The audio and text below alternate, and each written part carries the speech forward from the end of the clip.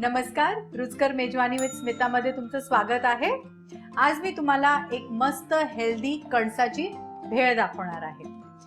चटण्यांसाठी इथे मी 10 सीडलेस खजूर घेतलेले आहेत, लिंबा एवढी चिंच, त्याच्यात मी 2 वाटी पाणी घालणार आणि हे सगळं शिजायला ठेवणार आहे।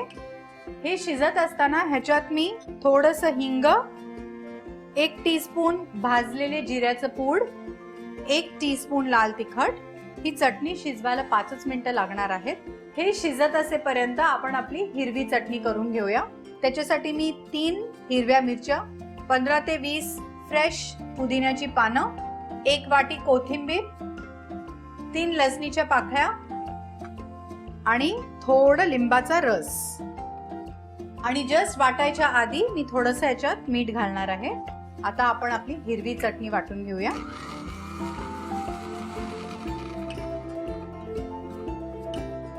आपली पुदिन्याची चटणी तयार झालेली आहे, ती एका वाटीत आपण काढून घेऊया। चिंच आणि खजूर छान मऊ झालेली आहे, त्याच्यात आपण 4 टेबलस्पून गूळ घालून ते वितळून घेऊया।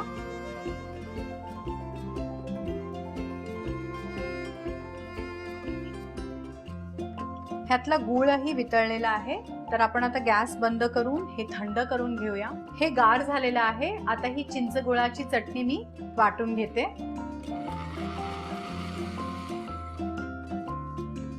आपली चिंच गुळाची चटणी पण तयार आहे, ती पण एका वाटीत काढून घेऊया। ह्या चटणीत मी थोडंसं मीठ घालणार आहे, मिक्स करून घेते हे व्यवस्थित। आता आपण आपली भेळ तयार करून घेऊया। इथे मी 2 वाटी ताजे कणसाचे दाणे उकडून घेतलेले आहेत, ते एका भांड्यात काढून घेते। काबुली चणे 1 वाटी उकडलेले तेही घेत आहे।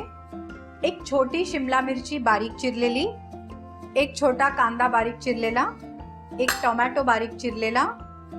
हे सगळे इंग्रेडिएंट्स आता मी थोडंसं मीठ घालून मिक्स करून घेणार आहे। थोडंसंच मीठ घ्या, जास्त नका घेऊ, कारण आपल्या चटण्यात पण मीठ आहे। तर हे मी मिक्स करून घेते। आता ह्यात मी आपली पुदिन्याची चटणी घालते, साधारण 2 टेबलस्पून घातलेत मी, आणि आपली चिंच गुळाची चटणी साधारण 2 ते 3 टेबलस्पून। व्यवस्थित मी हे मिक्स करून घेणार आहे।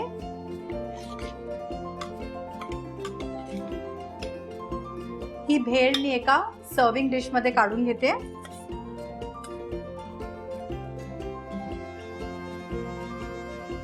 त्याच्यावर थोडीशी शेव टाकते, थोडीशी बारीक चिरलेली कोथिंबीर, थोडा लिंबाचा रस, थोडासा चाट मसाला, आणि आपली कणसाची भेळ खायला तयार आहे। अशा चटपटीत रेसिपीजसाठी रुचकर मेजवानीला सबस्क्राइब करा।